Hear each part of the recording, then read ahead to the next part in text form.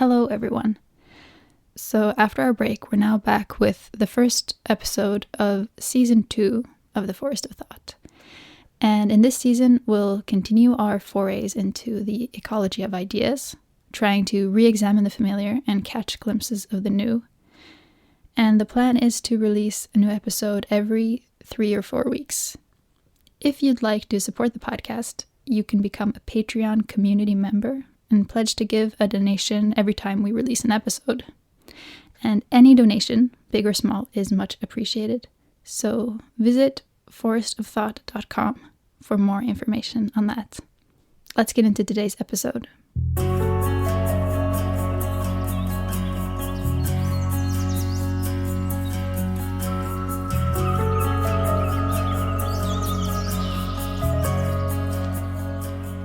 Welcome to the Forest of Thought with me, Ingrid Reeser. When we as communities or as a society are faced with challenges, we often call on science to provide us with the best course of action. We strive to make evidence-based decisions. But what assumptions are hiding behind this recipe for decision-making? And how can taking control of a situation reduce our capacity for responding with care? With us today to explore these questions is Professor of Science and Technology Policy, Andy Stirling.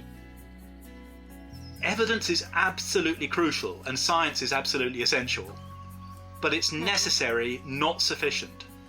And to treat it as being sufficient, not only does that undermine the robustness of our decisions, it undermines democracy, and it actually undermines science itself, because it forces on science and scientists a load they cannot bear to pretend that it can deliver everything that's needed for decisions, and that forces science to lie, and the worst thing it can possibly do is lie, and I'm afraid it's pushed increasingly in our times now into lying routinely about its own sufficiency. Andy Stirling is Professor of Science and Technology Policy at the University of Sussex. He co-directs the STEP Centre, which looks at social, technological, and environmental pathways to sustainability. Andy's research focuses on understanding science and technology in relation to issues of power, uncertainty, and diversity. I spoke to Andy on a very sunny spring afternoon from my home outside of Uppsala, Sweden. Andy was in his house, which lies at the bottom of a hill in a small town in Sussex, England. If you listen carefully, you can hear sparrows chirping outside his window. I thought maybe where I wanted to start was that I was reading your bio on the university website, and I was pretty impressed because you went from, in the beginning, studying astrophysics, and then moving into archaeology and social anthropology, and then you worked as a lot of different things, among others a healthcare worker, ecology and peace activist, and then now you've been in academia since the 90s, looking at the politics of science, technology, and innovation. So I was wondering if you maybe wanted to say something about what it was that brought you from thinking about these fundamental, the fundamental science of the universe to now, today, commenting on the role that science and technology play in our lives. Could you say something about that? Sure, yeah. Thanks for introducing it that way, Ingrid. But as one friend once pointed out, all the things I did, archaeology, astrophysics, and anthropology, all begin with A. So I just missed out accountancy in the first part of the prospectus. So, it wasn't that high flown. But you started in the alphabetical order of studies. That's as far as I got. But I did miss out accountancy. So. I guess what got me, I've always been really actually fascinated by science and just how amazing, for instance, in a field like astrophysics, what it can, the exquisite pictures it can give you of the cosmos we're in. And I've always had that, but at the same time, in my more recent work, people often think of me as a critic of science, but I'm not at all. I'm absolutely fascinated and celebratory and try to be faithful to what it is that's special about science. But what got me shifting back then was the elegance of a field like astrophysics, which the experiments or observations, they tread lightly on the earth, quite literally, because everything they know through observation rather than manipulation and trying to control. And that, even though I hadn't formulated that way, I think that got to me at an early stage. But then I kind of overshot, thinking about the other side of the knowledge telescope, how it's not just what you're looking at, it's how you look. And I got radicalized by a field called science studies in Edinburgh, where it was, and that, if you want to understand knowledge, you need to look as much at the observer as what is observed. They're both important. You can't understand the content of knowledge without that. And that blew my mind. And I overshot into social anthropology, thinking about other ways of being rational in other societies. Look at the world, the pluriverse in so many different ways. So that's a little potted account there. But then I found none of them were really giving concrete, grounded basis for action at the time, as I was younger then, I guess. And so I went off into the environmental and disarmament campaigning world for a while before I came back. So for me, it's actually, although it looks quite disparate, it's actually, and underneath it all, the final thing, like in archaeology as well, I've always been kind of fascinated, like a loose tooth, wiggling it all the time. What is progress? Whether it's progress in knowledge or progress in human values, progress in society in some way, technology. What does it mean? And that's been a kind of red thread throughout what I've tried to do. Yeah. Wow. There's so many things there that I hope we can touch back upon in the conversation.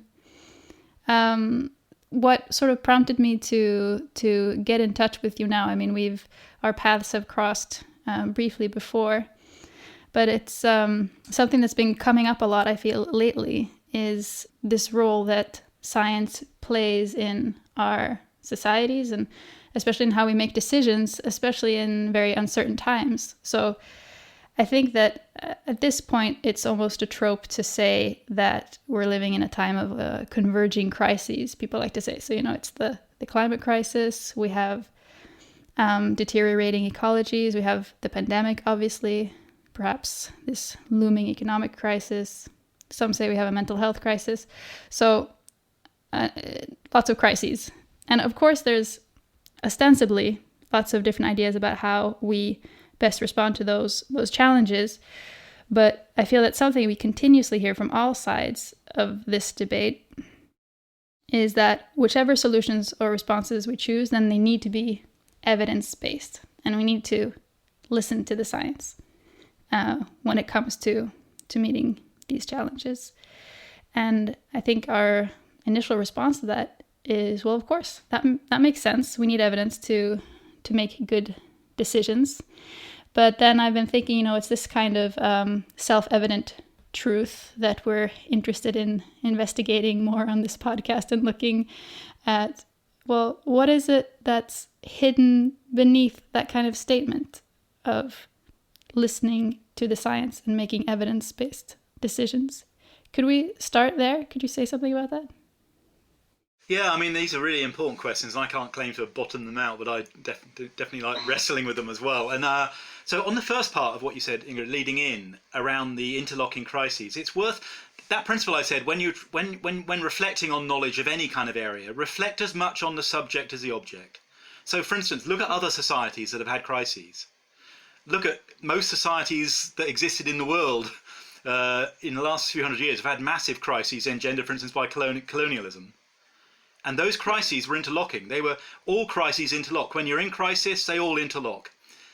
So, for instance, and the environment was being, by settler colonialism, people in those places saw their environments collapsing. They were encroached on with incredible violence, and there was disease typically as well. So, really apocalyptic, much more so than is immediately the case, at least in comfortable Western societies now. So I think there's a danger that the sense of interlocking crises is a sort of almost like a kind of arrogant exceptionalism that our society gets into, that we've got the best crises of anyone. We haven't. And it's in the nature of when a subject is in crisis, everything looks like crisis.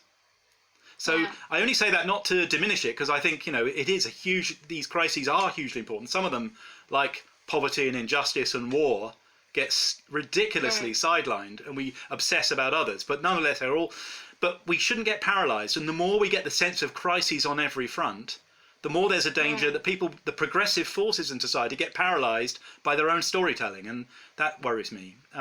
So that's just a long-winded sort of reaction to the multiple crises thing. And then the other thing, though, about evidence, then, I mean, the basic point for me, I don't know what you think, is evidence is absolutely crucial and science is absolutely essential, but it's necessary, not sufficient. We get, and it's almost, we have this, it's almost a part of that crisis kind of mentality. The more we load on crisis and crisis, the more hysterical we get, and the more we forget the difference between necessity and sufficiency. So something, no matter how important our needs are, something that is not sufficient will remain not sufficient. Science is not sufficient. It's essential, but not sufficient. And to treat it as being sufficient, not only does that undermine the robustness of our decisions, it undermines democracy, and it actually undermines science itself, because it forces on science and scientists a load they cannot bear, forces it to become alive, to pretend that it can deliver everything that's needed for decisions, that science can somehow deliver it, and that forces science to lie, and the worst thing it can possibly do is lie, and I'm afraid it's pushed increasingly in our times now into lying routinely about its own sufficiency.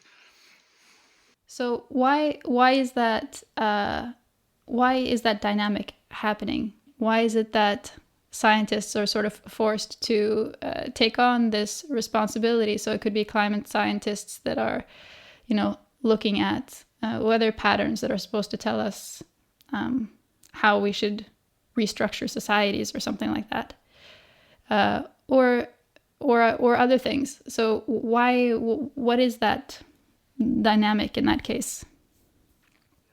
Well, I think it's really, science is about being as rigorous and careful as we can be about our understandings, to be really robust about what we can say about things.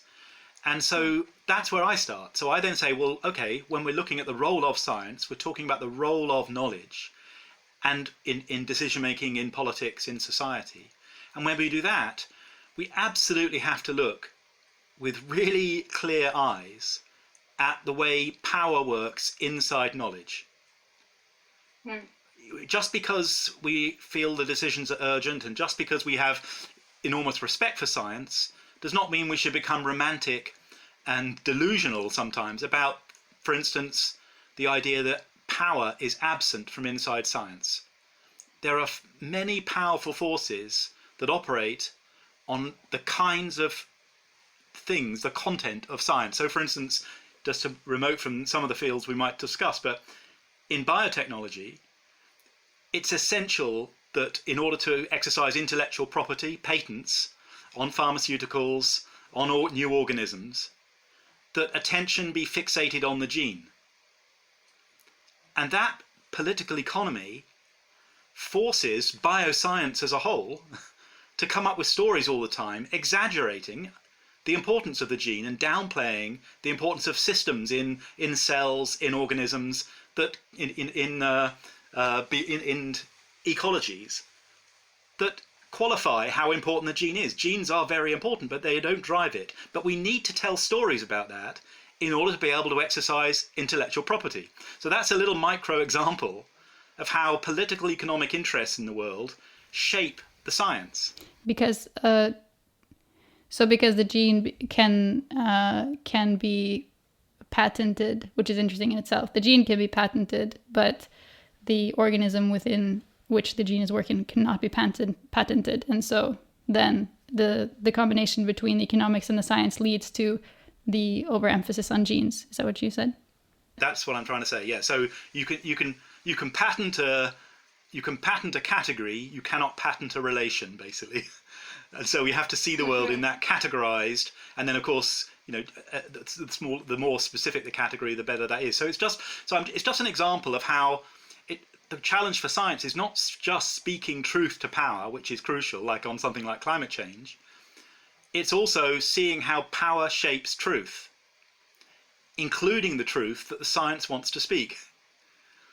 And you can see this in so many areas of science where we just airbrush out, we just treat it as if power is not present in science. And when we do that, we're being unscientific and we're putting ourselves in danger of being misled.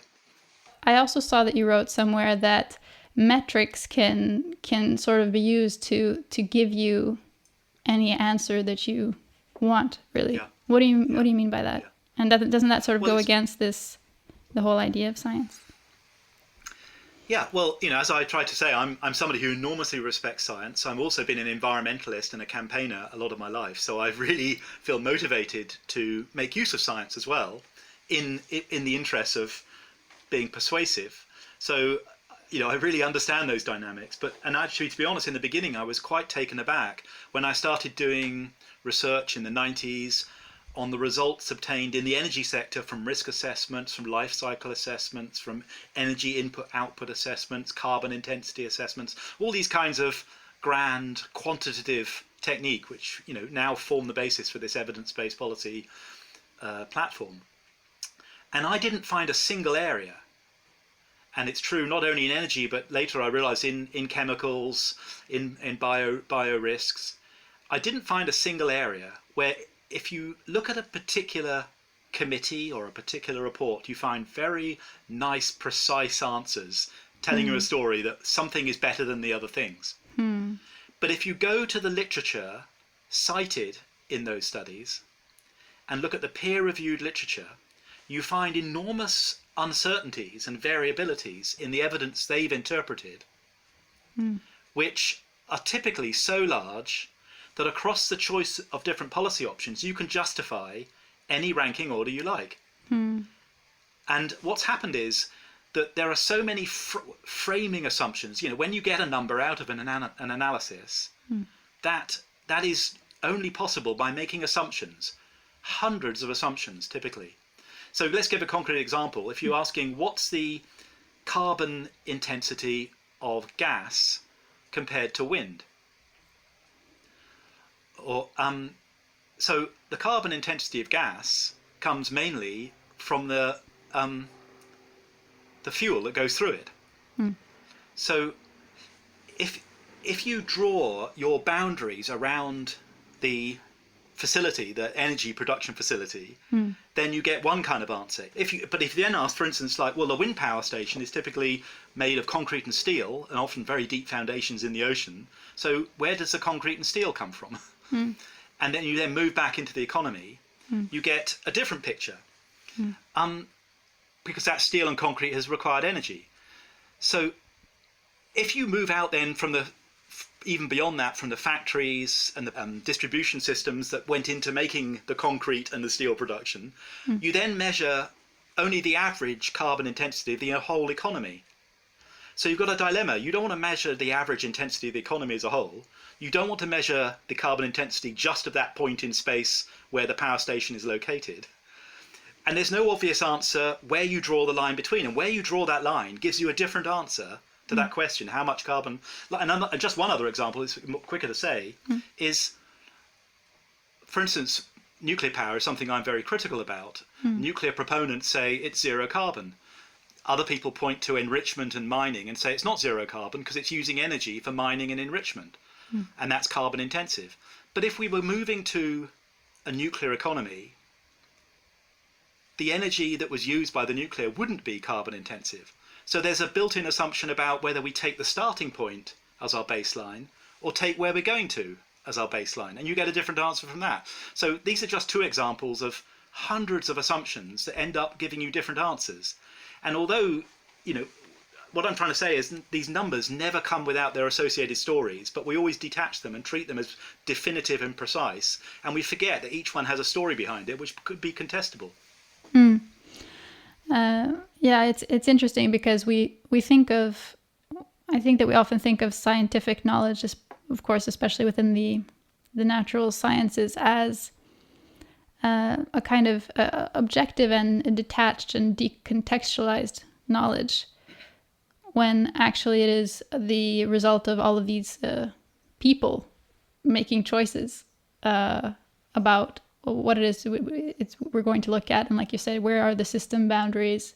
And often, of course, biased towards looking at things that are easily measurable, as opposed to things that are more difficult to sort of grapple with. But so Absolutely. So first of all, it makes you wonder. Well, is there?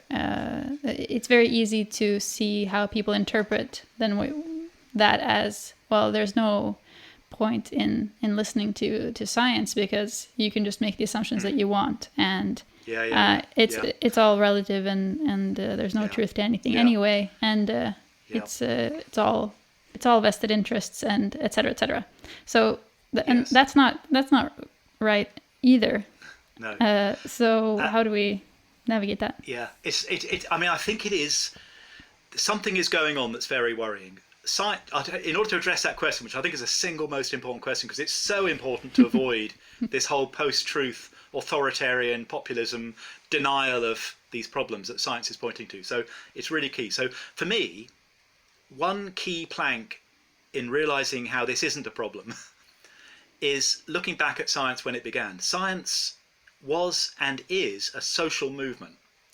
It was a movement to resist the authority of the monarchies, and in the European context, science has developed in many guises around the world. But just picking, for instance, I'm from England, you're from Sweden, the European context, the motto of the British Royal Society in the 17th century, and it was typical through different countries, was nullius in verba. Their motto was not on authority.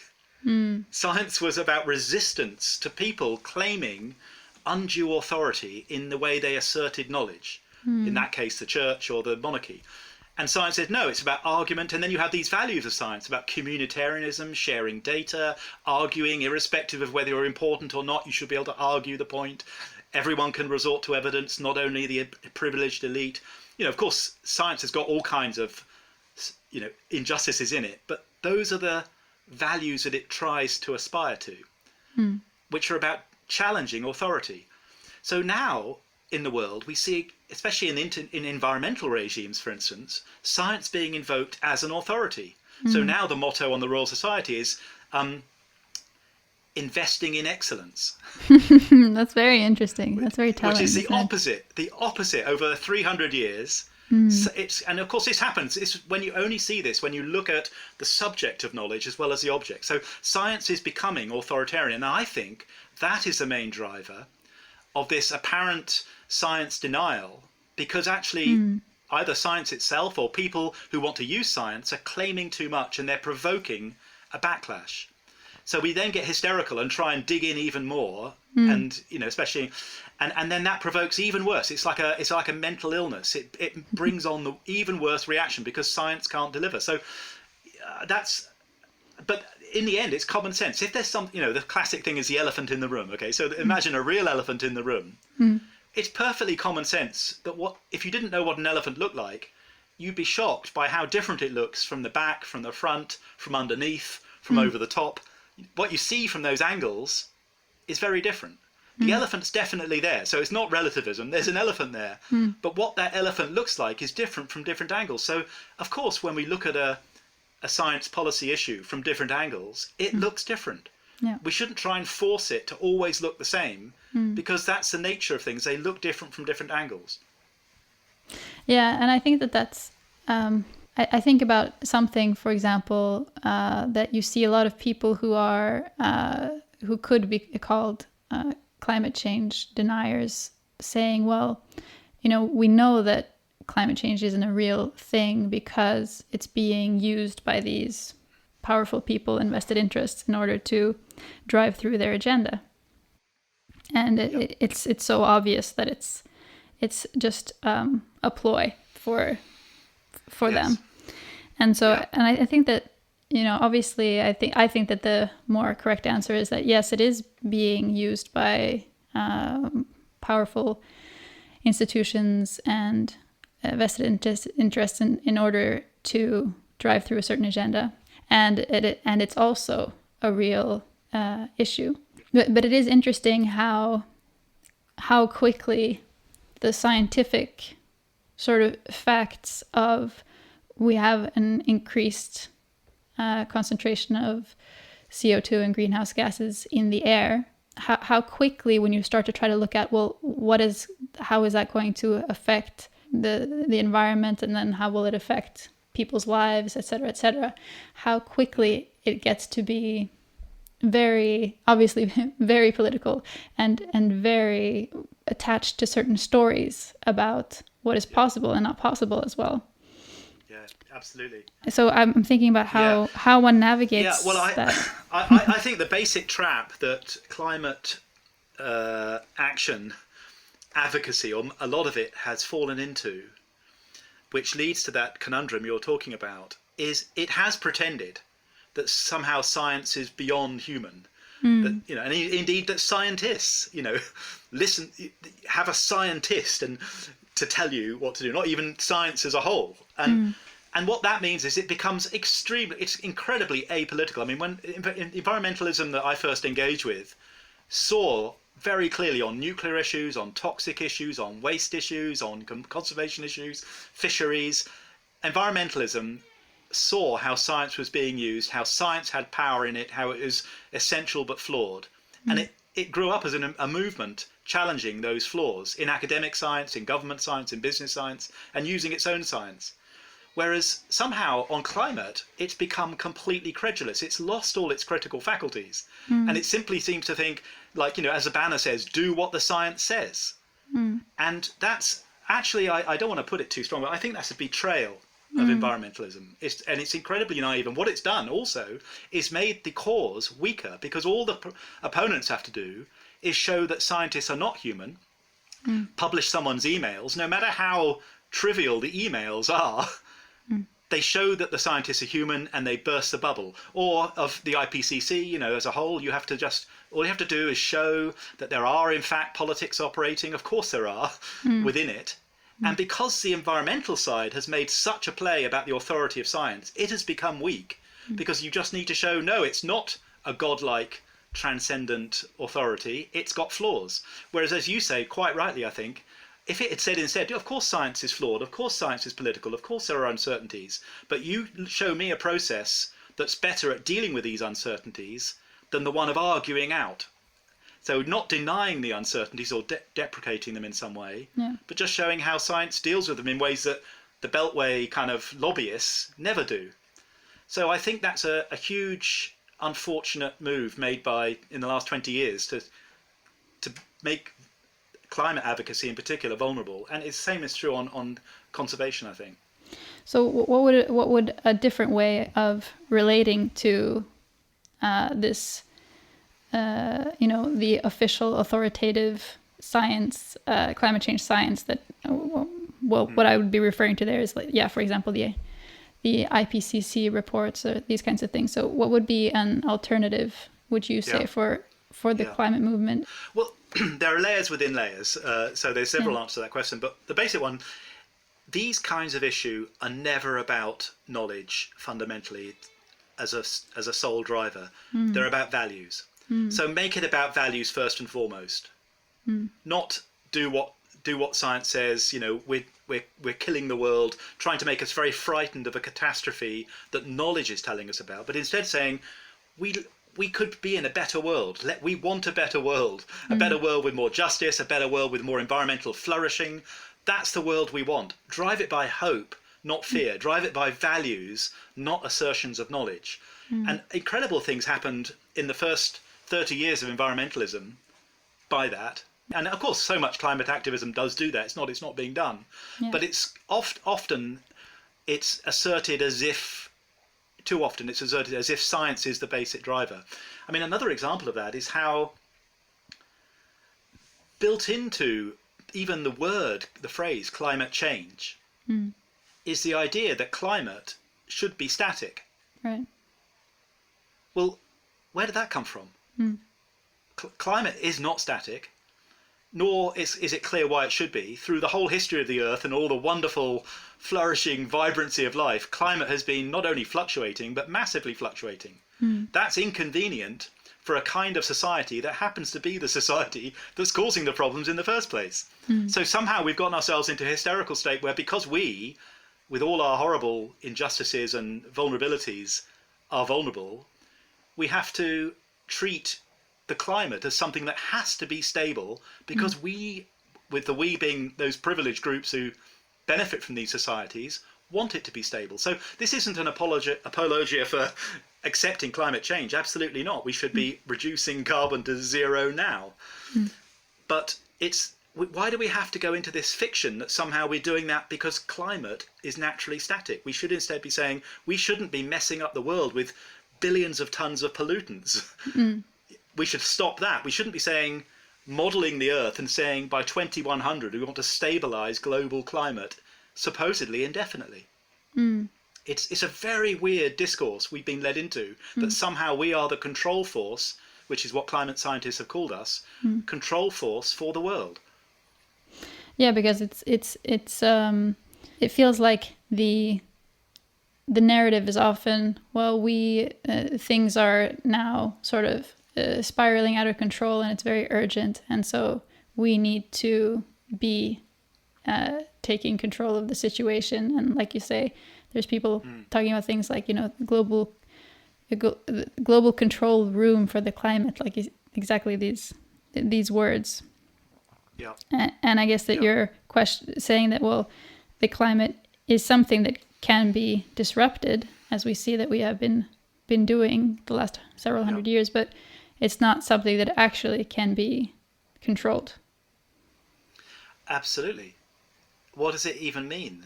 It's like a bacteria. It's like a bacteria in my gut. Yeah.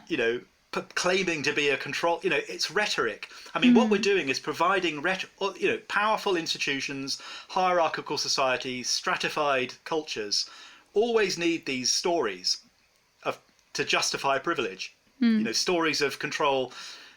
It's not, going right back to Babylon and the astronomers of Babylon.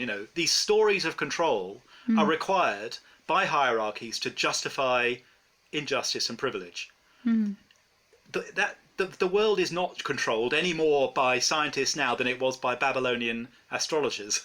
It's not controlled. If control means not influence or impact, but like when you ride a bicycle or a car, there's a one-to-one correspondence. You do make a little move and the thing moves. You don't have other things happening. It's all like switching on a light switch, off or on. We know what control is. It's a very familiar experience, but it doesn't apply in the world. It doesn't apply to environments. It doesn't apply to societies. And so these stories of control are so delusional that they're undermining, I think, a lot of the politics of a kind of movements like environmental movement that aren't about control at all. They're about care. They're about caring for the world, caring for each other, not trying to control each other. How do we get into a state where these progressive movements that used to be caring are now controlling, which is exactly what they used to be fighting against? Well, what about the pandemic? Wouldn't you say that that's the example of how control is the only thing that works in crises? We're gonna keep people inside and control people's movements and so on. Well, everything I've been saying is not. I mean, as I just in my example, I said control does exist. So it exists in interactions with machines when a machine is functioning. So I'm not. First of all, I'm not denying there is such a thing. I'm just saying society as a whole and environments as a whole are not controllable. So now let's look at the pandemic. Yeah. Not to diminish it, intervention with vaccines, intervention with testings, intervention with social distancing are control measures, and they've played a role. But first of all, it's not over yet. Yeah. I think, it's an example of evidence-based discussion. We can look at the experience of the pandemic, each of us with different priorities and fields of view. And I think it's difficult to deny that there are at least as many examples of where mutualism, like caring for each other, so, for instance, people's willingness to actually engage in the social distancing, when it's actually authoritarian being told what to do, they don't respond very well at all. When it's driven by a sense of mutualism and caring for our neighbours and caring for then we're driven by it. So it's when it flips into a caring mode, it's more appealing. Yeah. So it's not one or the other, but I think we've got the balance wrong. We emphasise control when control is just part of the mix, and care, I think, from the experience of the pandemic, has been at least as important as control. Yeah, I mean, I sort of asked that question as a bit of as a devil's advocate, as you maybe noticed, because I do think that we see that control works on maybe some on certain factors. So, for example, limiting people's ability to travel between countries, or to even travel from their house, or and so on. It has certain immediate effects, but we don't really know so much about what the long-term effects are. And also, one of the criticisms I've heard from some people is that we've been listening a lot to epidemiologists, of course, but also ignoring the scientific evidence from people who are maybe working with general health or mental health or sociology or economics or system thinkers. And so it's also interesting because I feel like when we're faced with a lot of uncertainty, one way to respond to that is, of course, to try to reduce the complexity of the situation through control measures, and then say, well, look, control works. But you're actually, it seems to be working, perhaps because you're seem to be reducing some of the complexity of the situation, or that you're just not really looking at the results in a full way. The thing about control is, like with epidemiology, it's no coincidence that it is epidemiology, as you say, that whether it be in the Swedish approach or the British approach, which it started out quite different, but epidemiology filled quite a key role in both. In the Swedish approach, it was the basis for balancing economic and health impacts, and in the British approach, it was to give precise numbers, to just give the rules and obey the rules. And in both cases, it's no coincidence it's epidemiology, because that was the one that expressed itself with the greatest hubris, the greatest precision, using numbers. And it's somehow that sort of fairy dust of numbers. If some argument gets put in numbers and somebody's prepared to pretend at exquisite precision, they'll find it much easier to win the argument. Yeah. Whereas someone else comes in with a picture with, well, it depends on this, and this is a scenario, and that's a scenario. They don't. And this is not about who's telling the truth. It's about whose story is most useful in policy making. Yeah, and I mean, I think somewhere you wrote there that ultimately it's also about policymakers and politicians who are making these decisions to feel like they have something that they're basing their decisions on, because it's going to be on them if the result is bad. So, why wouldn't they do that? I mean, what's the alternative for them?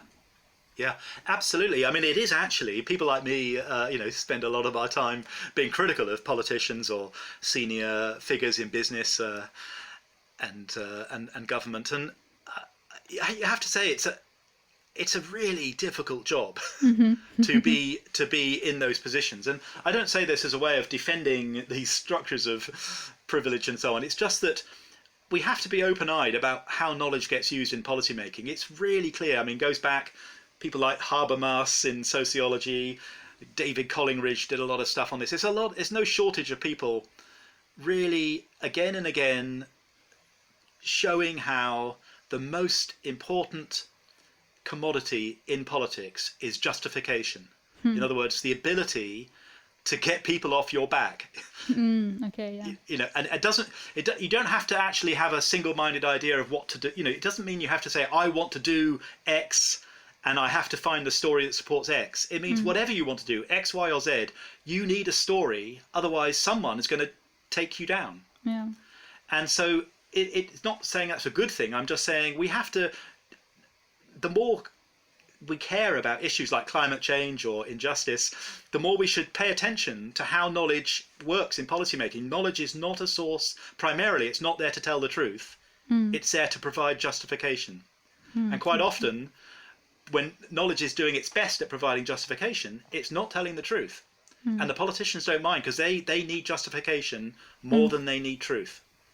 Yeah, and I guess that's why you can understand why a lot of people who are working in the climate field, for example, or in or with issues of inequality or whatever it may be, are drawn to providing the kind of numbers or reports or whatever that are framed in this way, even if it's not the most accurate. So it is also this thing where everybody may be acting with logically from their point of view and with good intentions, but the result may still be very bad. But so where do we go with that? Yeah. Well, I think so. I mean, it's a little bit like, I mentioned that science went through this cycle from initially being a social movement that was challenging power and privilege. It became asserting it. Likewise, environmentalism. It's a natural, the world is far more cyclical than it is made of straight lines. Yeah. And I think, so it's not to sort of criticize either science or environmentalism for going through these cycles. We just need to be open-eyed about it. This is what happens. The world is not a straight line. It's a series of cycles. And so, yes, of course, the environmental movement became entangled and later embedded in political systems around the world. It got the idea that when politicians said, give me your elevator pitch, give me your one answer, that they somehow felt they had to do that, thinking that that was a way of getting their agenda forward, when instead it was a way of providing the political interests with what they wanted, which was justification. So it's basically, it's up to us, or to people working in trying to change structures and trying to change the patterns of the world, to actually be brave enough to say, well, this is a value-based question, and it's complex, and we need to be able to give it the complexity that it deserves.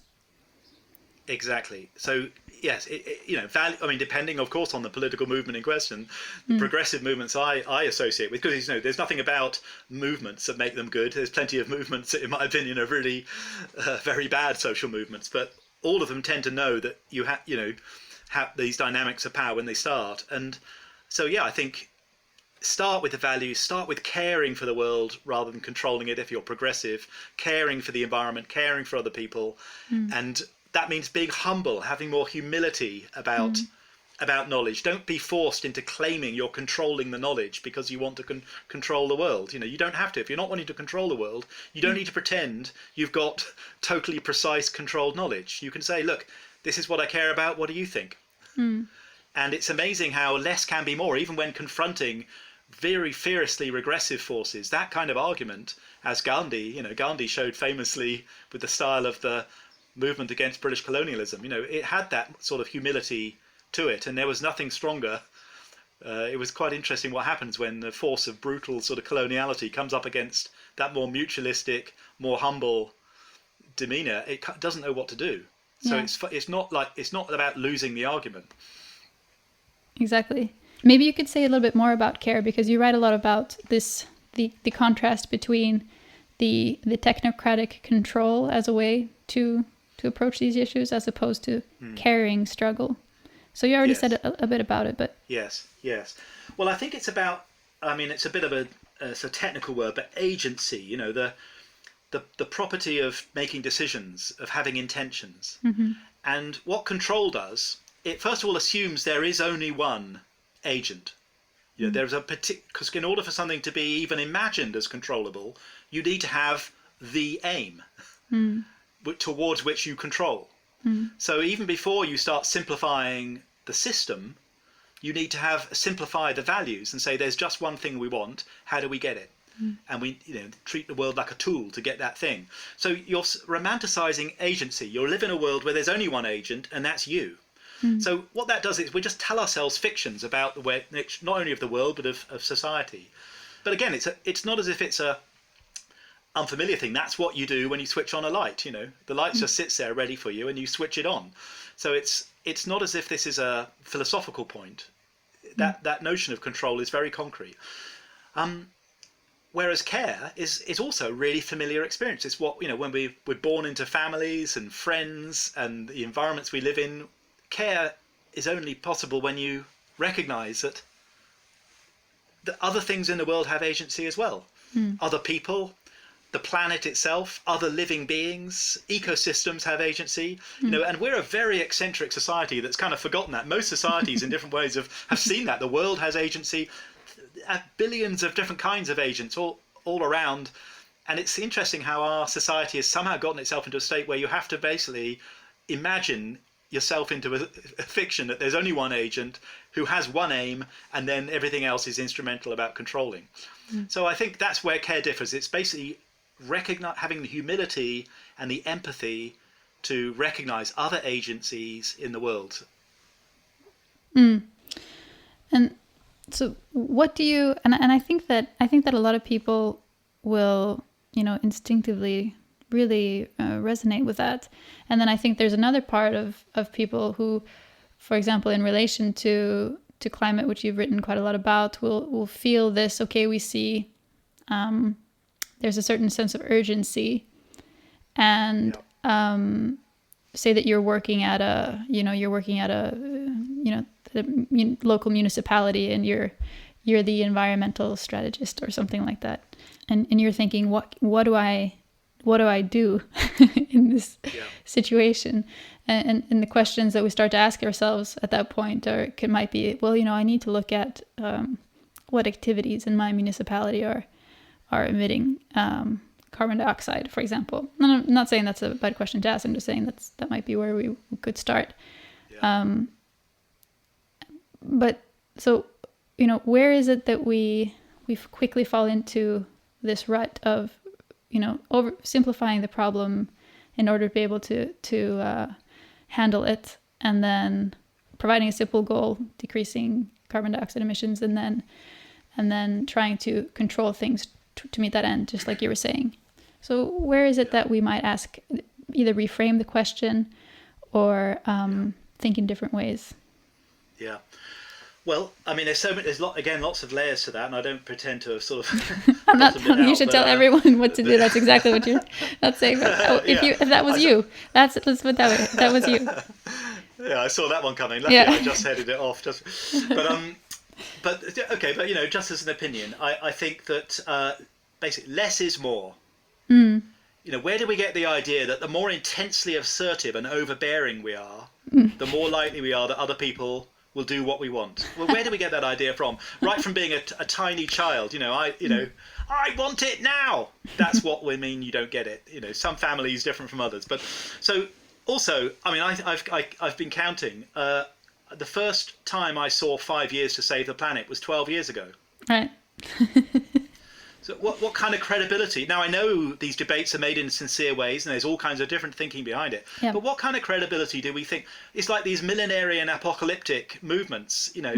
What kind of political credibility, tactically, do we think we're going to have when we are repeatedly refuted in people's minds? So I think, and then there's also the sort of, then there's fear. There's this fear-based. Where do we get the idea that progressive change, if you look back at human society and we all have different ideas of this, but the progressive values that environmentalism and climate action is surely part of. So emancipation of, from colonialism, from slavery, of workers, of women, insofar as these things have happened, which, has been amazing in many ways, although not finished. What do we learn from those stories? Were they fear-based? Do it now or we're going to die. No, we're hoping for a better world. It's about hope, values of hope, has what drives progressive change. The only types of change I can see that are driven by fear are regressive ones. War, fascism, these are driven by fear.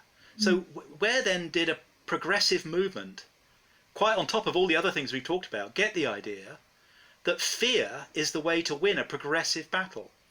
It never has been. And I really worry about that, because I fear that the kind of struggle that this will turn into will be absolutely the wrong kind of struggle, and will end up, for instance, to be concrete in the context of climate change. We will drive ourselves into climate geoengineering. Yeah. Which is right there ready, that the IPCC have built it into their models of negative emissions technologies. This isn't a philosophical point. It is already the case, if you believe these models for 2100, that it's unavoidable that we embark on climate geoengineering. In other words, human power structures making claim to control the world's climate. It's very scary. Yeah, and it's interesting because I think that a lot of climate scientists would feel that just saying what they know about, the state of the climate would make you scared.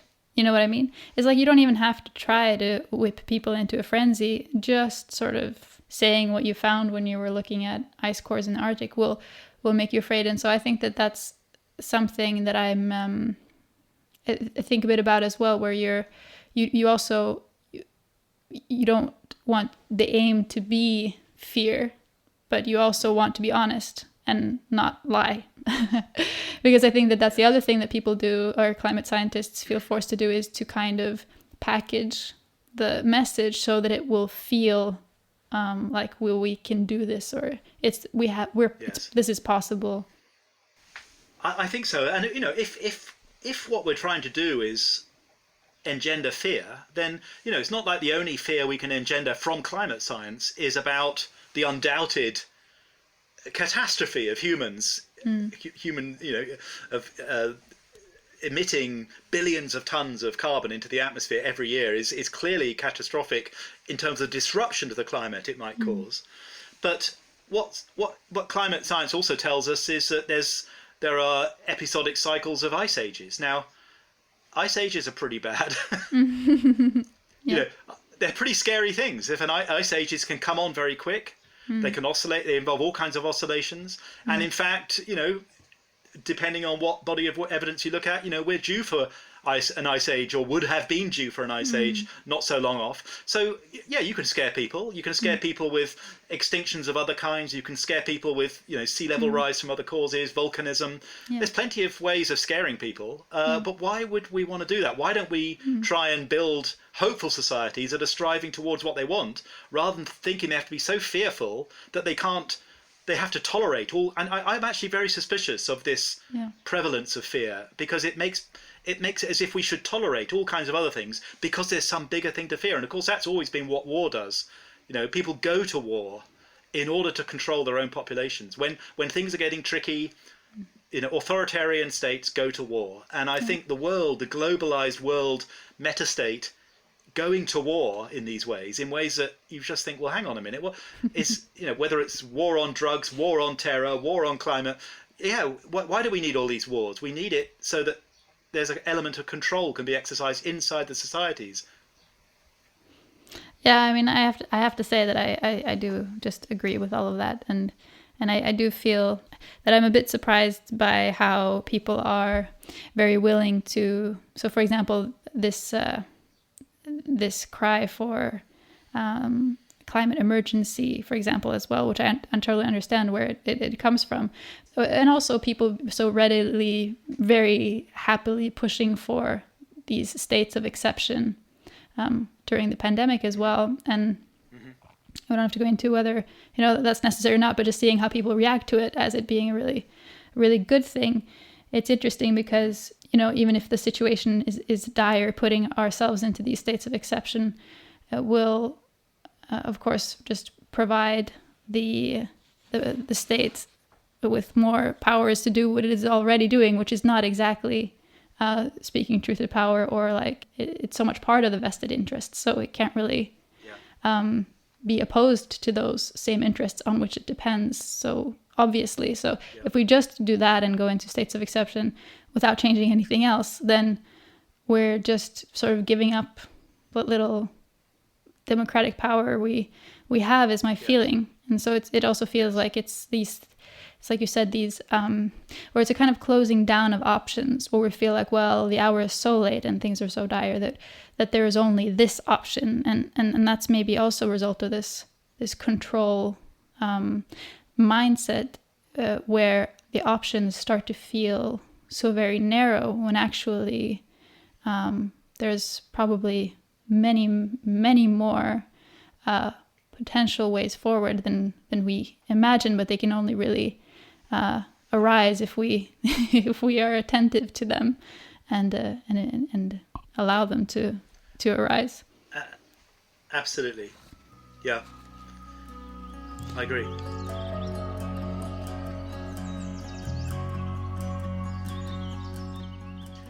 Progressive movements as a whole, whether it be environmentalism, which I still consider myself, I owe a huge debt to environmentalism. I am an environmentalist, but it has, I think it made the mistakes I tried to talk about earlier. Yeah. Likewise, the left has, has been pushed into authoritarianism. There's no matter how compelling the cause and how just an imperative it is, it doesn't give you a monopoly on truth, and sometimes I think movements can get lost in their own world of critique.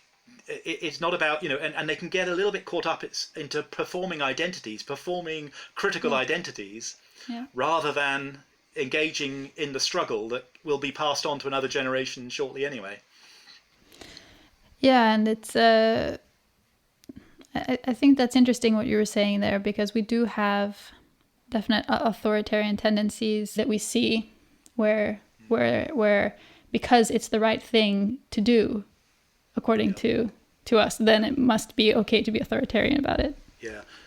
Yeah, I mean, it's a struggle, isn't it? It's a real conundrum to sort of find your way through, because there's dangers on all sides, and there's no story we can tell about these dilemmas that don't have dangers attached. But I mean, for me, it's a recognition, and it's partly a reaction against a controlling imagination of the world. That if the world is made of circles much more than straight lines, then it starts falling into place. Why something that starts out on one side, science began against authority, it became authoritarian. Environmentalism started against authority, it's become authoritarian. The Nazis began as socialists and they ended up as fascists. These circles are much more common than our straight line stories tell us. So whatever political persuasion we're from, it shouldn't be surprising that if you follow a particular course down, you can turn into the very thing you started opposing. I'm not saying when that happens or it will always happen, but that it does happen should be so. For instance, then, for me, progressive politics, caring for those who are less privileged, in terms of people who are privileged, caring for less privileged, or people struggling to get equality, to get a recognition and the place in society that people deserve. The most corrosive block to that is superiorism. The idea that there is such a thing as superiority. That comes out of colonization. It's it's the root of racism, the root of patriarchy, the root of class injustice. Is the notion there is such a thing as superiority and inferiority. And nowadays in the academic world, it's the idea of excellence, with the flip side being, well, you're not excellent. It's absolutely sodden. It's a poison. It's a social poison. And so for me, just because some movement thinks it's progressive, if it's starting to perform its own form of superiorism, then it's basically become part of the problem. It's become part of the colonial kind of hegemony, the colonial formation that just because you started somewhere doesn't mean you can't end up somewhere else. And so I think be very careful if you find yourself buying into any notion of superiority. You can argue passionately in a more humble way without claiming superiority. You can say, look, what about this? What about this? Yeah. It's not a sign to somehow hold back on your cause.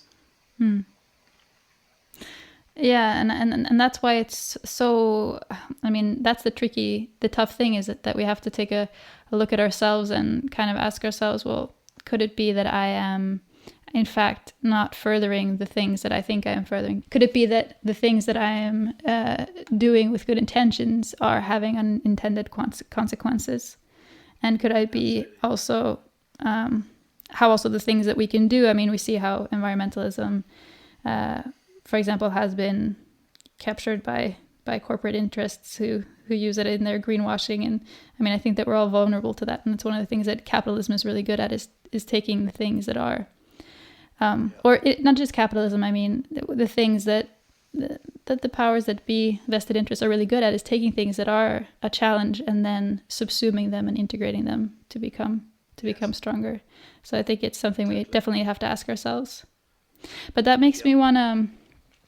I just realized something that I did want to ask you about. What is it, instead of this technocratic control, what is it that, what is a different way that we could try to relate to the world? Yeah, well, it sounds a very momentous sort of thing to, just a small question. A small question. And things off there. Yeah, it's going to be anticlimactic for sure. Yeah, summarize that. I mean, what I think, and of course this is a struggle that, I mean, going way back, it's a struggle that's been around probably, I mentioned Babylon earlier, I'm sure it's been around as long as that, people struggling to answer that question. Yeah. But so I don't know the exact answer, but I think, I like to think in terms of distinctions. They're not dichotomies, but things that are different, and just think, let's get a bunch of, not just one or two, but a whole bunch of axes of difference. So, I say, what I'm talking about is the difference between hope and fear. Hope is, they're not symmetrical. It's not like somehow to repudiate and try and control fear, never fear. It's a bit of a point. Let's get the balance right. Let's make sure we're spending as much time politically with hope as we are with fear, at least. Let's make sure we're spending as much time talking about values as about knowledge. Let's make sure we're talking about fairness as much as excellence. Let's make sure that we are affording as much respect to humility as to hubris. Don't think that getting your way means being bombastic and hubristic. It can often be, as Taoism, to be humble, and you can be. It's amazing how compelling, genuinely so. I don't mean disingenuous. And then care and control. Recognize agency, other agency in the world, other kinds of agency. Don't just treat everything else as an object and think that somehow that's about being rational. Those are a set of distinctions that I think somehow crudely, and they're not about never doing one of the things and always doing the other. They're just about, look at balance, look at making sure the balance is right. Because I think our culture has got the balance very, very wrong at the moment, including the subculture I identify with, which is the progressive left, and environmentalism is actually among the worst places. And sometimes it's the right. I mean, I think it's really a problem that it has been the right that has reacted most strongly to global the global technocracy that's been coming in the last, the collapse of democracy since the Second World War. It reached a peak. I mean, arguably this is the nature of wars. They engender solidarities and make possible democracy. And then, it's a horrible paradox of progressive politics that war is implicated in the conditions that make for healthy democracy, as well as being the destroying democracy. But it's been the right in the recent years that's been the challenge to technocratic, hegemonic, authoritarian global power structures. And they've done it in a really coordinated... These nationalists have coordinated between their nationalist prejudices far better than the left, with all its rhetoric of international solidarity. It's been the right who somehow overcome their nationalism in weird ways and undertaken this coordinated move around the world, which is extraordinary. And I think there's a lot to think about there, because some of the values that are behind that, of solidarity, of being values based, are things that the left really should have been the place where that was realized, and it's failed, and it needs to reflect on that. I think it's very interesting, because something that came up in a previous discussion was kind of how, if you looked at when I was first starting to be involved in politics and activism, it was around the time of, still in the wake of like Seattle, these big anti-world trade meetings, protests that happened in Seattle in 99 or 2000. And it was a critique of globalization that wasn't about nationalism, but rather about solidarity, and how people need to have agency in their context, in their communities, and that's what real democracy is about. And it's interesting, maybe the fear has come in there on the left, because the left is now maybe so afraid because of all of these big challenges that we perceive that we're facing, including climate change. So people think that these top-down technocratic solutions are the only way, even though they're not that great. People think, well, this is the only way. And also that the right, like you said, has so strongly defended a lot of the sort of community and community values that otherwise would have been prominent on the left. So I think it's really interesting. I mean, the whole left-right divide is sort of becoming not always so useful. You need to look at absolutely. what are people actually saying, and what are the implications of the kind of things that they are proposing. That's very interesting. Yeah, absolutely. I mean, I agree. I mean, argue it's always been a simplification to put things on one axis, and what does it anyway mean? It means different things. But I agree with you. I think, and my point is, it's not that. It's the wrong values, but the right has been more disposed to defending values than the left has in recent years. Well, and I also feel like not all the values. So, for example, the ones that talk about community and agency and they're not the wrong values necessarily, but often they're in a bigger context, which have values that I don't agree with, but it's about a lot more messy. Yeah. But something for me I find empowering and reassuring is looking back over the history of like where we are now, going back to environmentalism and putting the world right, putting it towards what you were describing as living well in the earth. And what are the things now? I mean, when I'm 60 now, and when I grew up as a huge enthusiast for renewable energy in the 70s. I was mind blown by what was possible, but then it was utterly ridiculous, around the world, wherever you went, renewable energy, there were activists and movements who thought, this is what we're about. But they were it was a badge of honor to be about something that's clearly so marginal, it was ridiculed. And likewise, the notion of ecological agriculture, of actually growing food without these inputs, of zero waste.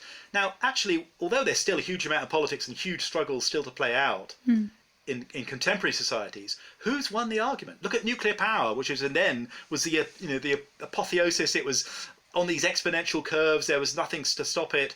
Look, it's not yet fully dead, but it's looking pretty much like, at least in the civil sector, it's been rendered obsolete, and that's an amazing thing. So, and it's happened through renewable energy as much as anything else.